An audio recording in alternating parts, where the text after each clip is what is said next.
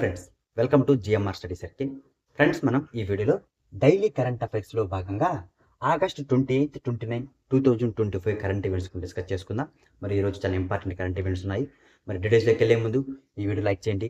మొదటిసారిగా మన channel visit చేస్తే ఖచ్చితంగా సబ్స్క్రైబ్ చేయండి.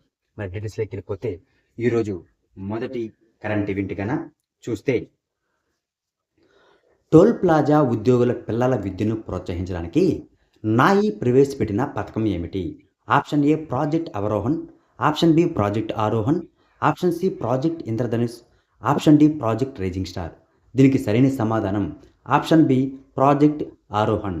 మరి దీనికి సంబంధించి వివరణగా మనం ఒకసారి చూస్తే national highways authority of India నాయి వర్టిస్ ఇన్ఫ్రాస్ట్రక్చర్ ట్రస్ట్తో కలిసి టోల్ ప్లాజా ఉద్యోగుల పిల్లల విద్యా ఆకాంక్షలను మద్దతుగా ప్రాజెక్ట్ ఆరోహణను ప్రారంభించారు.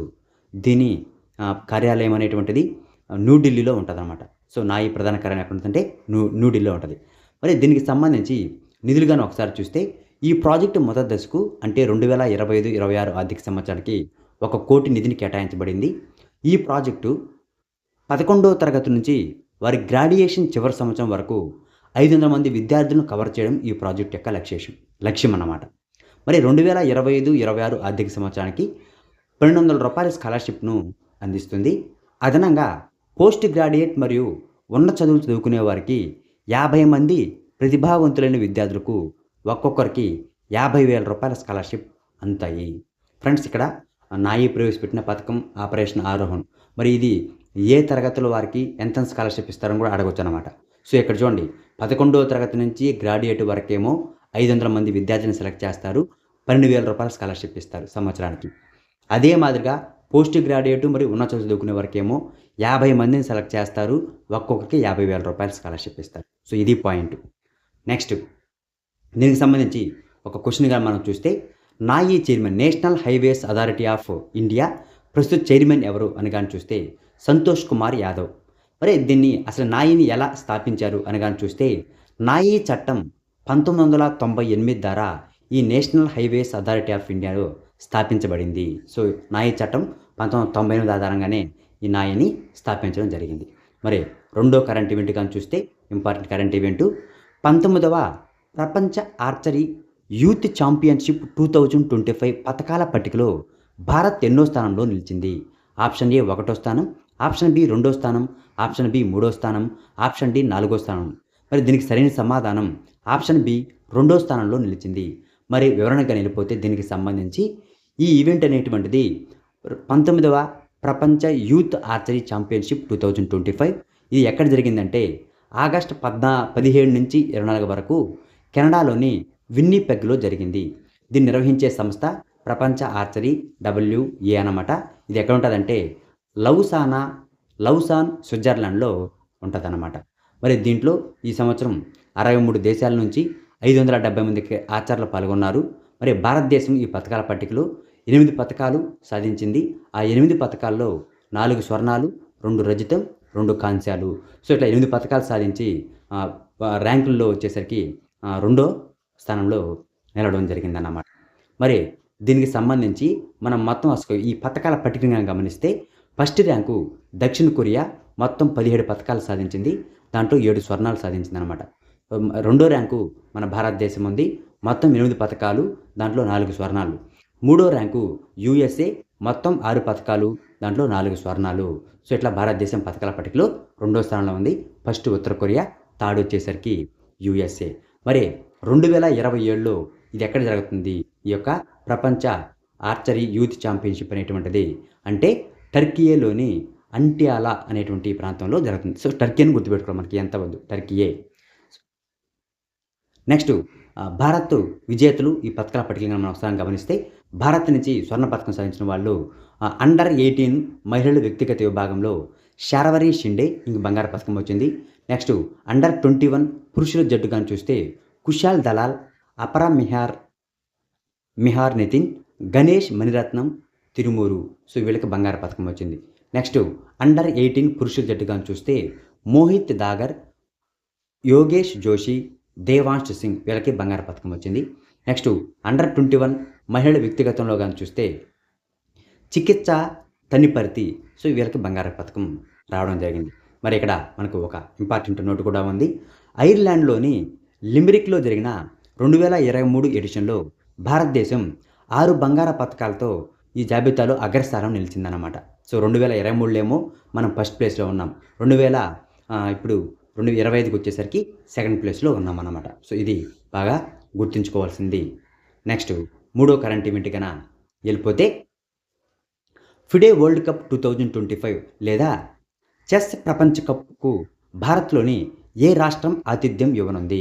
సో, ఫిడే వరల్డ్ కప్ 2025 కంట భారత్‌లో ఉండేటువంటి ఏ రాష్ట్రం ఆతిథ్యం ఇస్తుందంటే option A Kerala, option B Karnataka, option C Goa, option D Maharashtra. దీనికి సరైన సమాధానం ఆప్షన్ సి గోవా. మరి దీనికి వివరణలోకి వెళ్ళిపోతే ఈ టోర్నమెంటు అక్టోబర్ 30 నుండి నవంబర్ 27 వరకు గోవాలో జరుగుతుంది. భారత్‌లోని ఈ ట్రోఫీని 2022లో హైదరాబాద్‌లో నిర్వహించారు. సో, 2002లో ఫ్రెండ్స్, నాట్ 2022. 2002లో భారత్‌లో హైదరాబాద్‌లో జరిగింది. తర్వాత ఇప్పుడు గోవాలో జరుగుతూ ఉంది. ఇందులో విశ్వనాథ్ ఆనందం టోర్నమెంట్ గెలుచుకున్నాడు. మరియు రుస్తుం కాసింజానోవ్ రన్నరప్‌గా నిలిచాడు. సో, 2002లో హైదరాబాద్ జరిగింది కాబట్టి ఇది తెలుగు స్టేట్‌కి సంబంధించింది కాబట్టి అందుకని సో, ఇది కూడా ఇవ్వడం జరిగింది. 2002 ఈ యొక్క ఫిడే వరల్డ్ కప్‌లో విన్నర్ ఎవరు? హైదరాబాద్‌లో జరిగింది కాబట్టి winner Vishwanath Anand.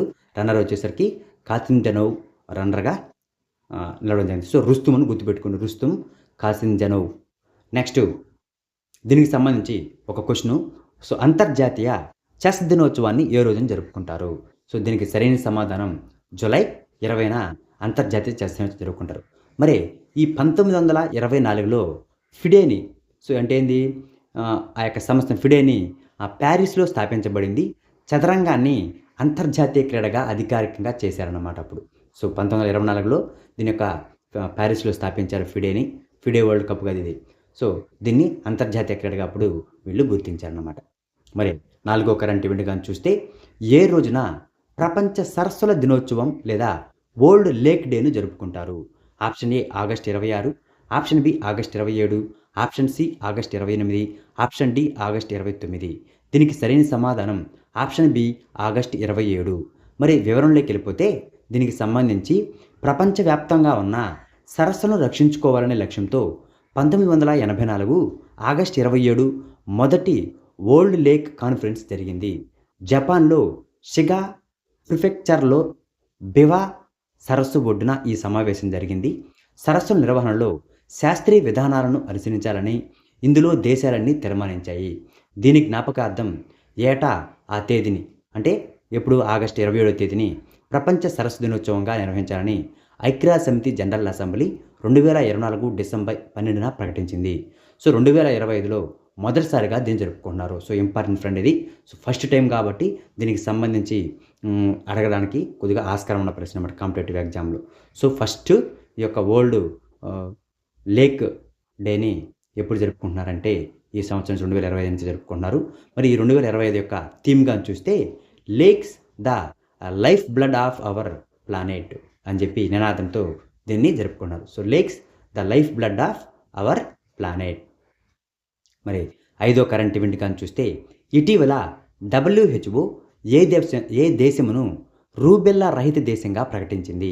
Option A Nepal, option B Kenya, option C Bhutan, option D మాల్దీవులు. దీనికి సరైన సమాధానం ఆప్షన్ ఏ నేపాల్. మరి దీనికి సంబంధించి వివరణగా చూస్తే ప్రపంచ ఆరోగ్య సంస్థ WHO నేపాల్ను రూబెల్లా రహిత దేశంగా ప్రకటించింది. ఆగ్నేయ ఆసియా ప్రాంతంలో రూబెల్లాను నిర్మించిన మొట్టమొదటి దేశం నేపాల్. సో, ఇది ఇంపార్టెంట్. ఆగ్నేయ ఆసియాలో మొదటి దేశం ఏదంట నేపాలే అంట. అయితే రూబెల్లాని ఏమని పిలుస్తారంటే జర్మనీ మీజల్స్ లేదా 3 డే మీజల్స్ అని కూడా పిలుస్తారు. దీన్ని జర్మనీలో కనుక్కున్నారు ఫస్ట్, అందుకని జర్మనీ మీజల్స్ అంటారు. మరి 3 డే మీజల్స్ ఎందుకంటే అంటే ఇది 3 రోజులే ఉంటుంది. సో, వచ్చి ఎవరికైనా అటాక్ అయితే 3 డేస్కే మళ్ళీ ఆటోమేటిక్ తగ్గిపోతుంది. అందుకని 3 డే మీజల్స్ అని కూడా అంటారన్నమాట. సో, వార్తలో ఉంది కాబట్టి నేర్చుకోవాలి. దీన్ని చూడండి, ఈ రూబెల్లా అనే వైరస్ వల్ల ఇది ఇన్ఫెక్షన్ వస్తుంది. మరి ఇది గాలి ద్వారా వ్యాపిస్తూ ఉంటుంది. అంటువ్యాధి ఇది. మరి దీని లక్షణాలు ఎలా ఉంటాయంటే దద్దుర్లు, శ్వాసరస కణుపులు వాపు, జ్వరం, గొంతు నొప్పి, అలసటగా అనిపించడం వంటివి కనిపిస్తూ ఉంటాయన్నమాట. మరి ఆరో కరెంట్ ఈవెంట్ కన్నా మనం ఒకసారి చూస్తే ప్రపంచంలో మొట్టమొదటి ఆర్టిఫిషియల్ ఇంటెలిజెన్స్ ఆధారిత బ్యాంక్ అయిన రైట్ బ్యాంక్ను ఏ దేశం ప్రారంభించింది? Option A Singapore, option B Thailand, option C Malaysia, option D Japan. దీనికి సరైన సమాధానం option C Malaysia. So Malaysia మొట్టమొదటిసారిగా ఆర్టిఫిషియల్ బ్యాంక్‌ని ప్రారంభించింది. ఆ ఆర్టిఫిషియల్ బ్యాంక్ పేరు ఏం పేరంట? రైట్ అనేటువంటి బ్యాంక్ అనమాట అది. మరి దీనికి సంబంధించి కొద్దిగా మనకి వివరణ ఉంది. మలేషియా ప్రపంచంలోనే మొట్టమొదటి ఆర్టిఫిషియల్ ఇంటెలిజెన్స్ ఆధారిత బ్యాంక్ అయినటువంటి రైట్ బ్యాంక్‌ను ప్రారంభించింది. ఇది సి లిమిటెడ్ భాగస్వామ్యంతో వైటీఎల్ గ్రూప్ నేతృత్వంలో ఉంది. సో ఇది ఫ్రెండ్స్ ఇవాల్టి కరెంట్ ఈవెంట్స్. సో రేపటితో మరికొన్ని అంశాలతో కలుసుకుందాం. అంతలోపు మన ఛానల్‌ని షేర్ చేయండి, సబ్స్క్రైబ్ చేయండి. అంతేకాకుండా ఈ వీడియోని లైక్ చేసి ఎంకరేజ్ చేయండి. Thank you.